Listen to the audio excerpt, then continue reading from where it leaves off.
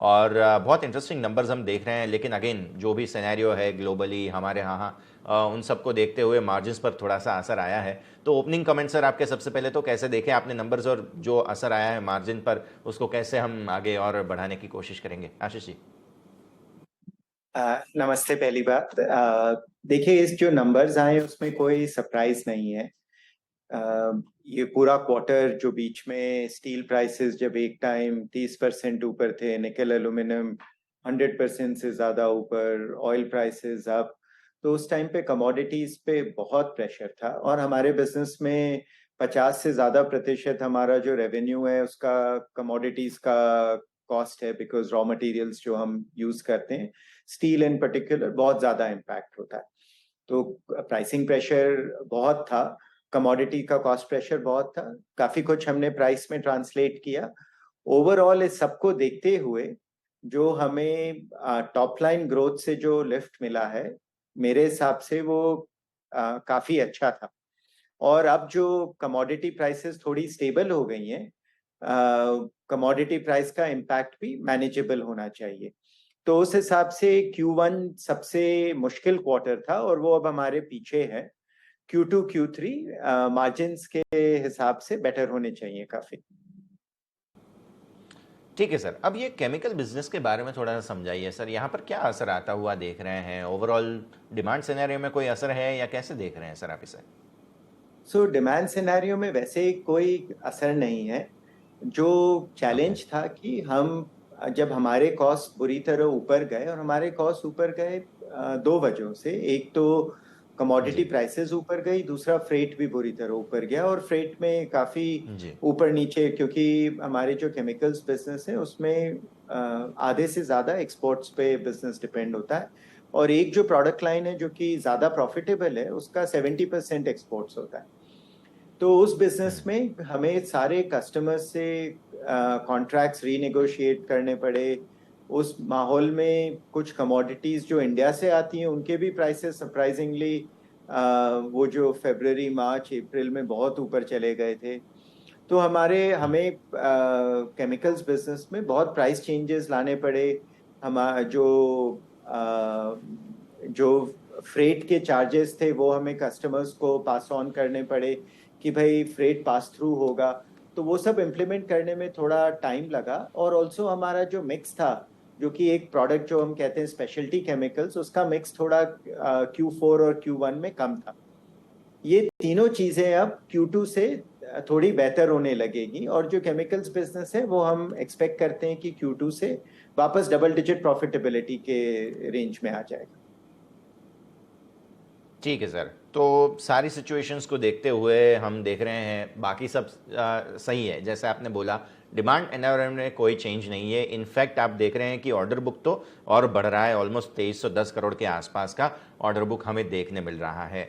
अब थोड़ा सा ग्लोबली हमारे क्लाइंट्स ऑब्वियसली इंटरनेशनल ज़्यादा हैं, तो ग्लोबल सिनेरियो के बारे में थोड़ा समझना ज़रूरी है। तो आशीष जी एक बात हमें समझाइए, इन्फ्लेशनरी सिचुएशन, रिसेशन की बातें बहुत हो रही है, ग्लोबल सिचुएशन रोज़ कुछ ना कुछ अपडेट आते हैं। ऐसे माहौल में क्या आपको लग रहा है कि इन्फ्लेशन थोड़ा सा पीक बना रहा है? देखिए क्योंकि क्रूड जो है, क्रूड के प्राइसेस अब कम हो रहे हैं, सो डेफिनेटली ये एक सिनेरियो रहेगा जहाँ पे हर एक इकोनॉमी में जहाँ पर हम ट्रेड करते हैं वहाँ पे एटलीस्ट थोड़ा बहुत तो राहत के आसार दिख रहे हैं। आप कैसे एक्सपेक्ट कर रहे हैं? क्या क्लाइंट के टेल आपके बता रहे हैं, क्लाइंटेल्स जो हैं वो कैसे बता रहे हैं सर आपको?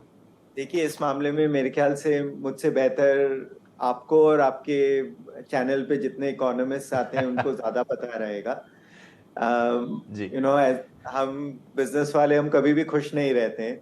अगर इन्फ्लेशन है तो हम इन्फ्लेशन की कंप्लेन करेंगे, जैसे इन्फ्लेशन कम आ जाएगा हम डिमांड नहीं है उसकी कंप्लेन करेंगे।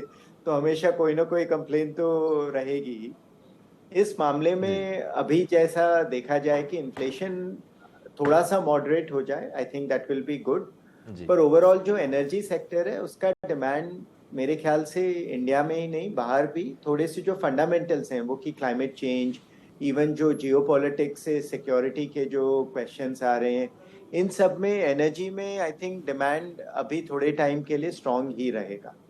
विच मीन्स काफ़ी जो कंट्रीज हैं जहाँ पे हम एक्सपोर्ट भी करते हैं, साउथ ईस्ट एशिया, यूरोप में भी जो हमारे दो प्लांट्स हैं, वो सारे के सारे प्लांट्स जैसे यूरोपियन कंट्रीज भी रशिया से डिसएंगेज करने की कोशिश कर रही हैं एनर्जी के मामले में। ओवरऑल डिमांड सिनेरियो एटलीस्ट अगले 3 से 6 महीने तक हम स्ट्रांग ही देख रहे हैं। उसके बाद अगर एक बड़ा रिसेशन आए और उसका क्या इम्पैक्ट होगा, जैसा मैंने कहा, मुझसे ज्यादा बेहतर आपके इकोनॉमिस्ट को पता होगा। पर अभी जो अगले 3 और 6 महीने दिख रहे हैं वहां पे हमें कॉन्फिडेंस है कि डिमांड सिनेरियो मैनेजेबल है। एंड जो कमोडिटी प्राइसेस हैं वो भी इम्पैक्ट है उनका डेफिनेटली, पर मैनेजेबल रेंज में। डेफिनेटली सर, आपकी बातों से हमें खुशी ज़रूर होती है, लेकिन साथ ही साथ हमारा जॉब यही है कि हम सबसे थोड़ा थोड़ा जानने की कोशिश करते हैं कि सर कैसा सिनेरियो है, कैसा, हम भी थोड़ा सा समझने की कोशिश ऐसे ऐसे ही करते हैं। तो thank you for the kind words sir. आखिर में एक थोड़ा सा मैं समझना चाह रहा हूँ, वो ये है कि जिस तरह से ओवरऑल सिचुएशन हमने देखा है, रेवेन्यू वगैरह की हमने बात की, ऑर्डर बुक की हमने बात की है, पाइपलाइन कोई अगर आप बता सकें, कोई बड़े डील वगैरह की बात हो तो उसके बारे में आखिरी सवाल मेरा सर। नहीं बता सकता। अभी जो हमारा बैकलॉग है वो ओके। 9,500 करोड़ जी। का है, जो कि काफी जी। अच्छा, हमारी हिस्ट्री का हाईएस्ट बैकलॉग है। आगे भी देखा जाऊं तो आई थिंक हम दो चीजों में डिवाइड कर सकते हैं। एक तो वो बड़े बड़े प्रोजेक्ट्स जो कि गवर्नमेंट रिफाइनिंग, पेट्रोकेमिकल, स्टील या सीमेंट या ऐसे प्रोजेक्ट्स हैं जो कि आएंगे जाएंगे, ठीक है, जब आते हैं हम कंपेटिटिवली एड्रेस करते हैं।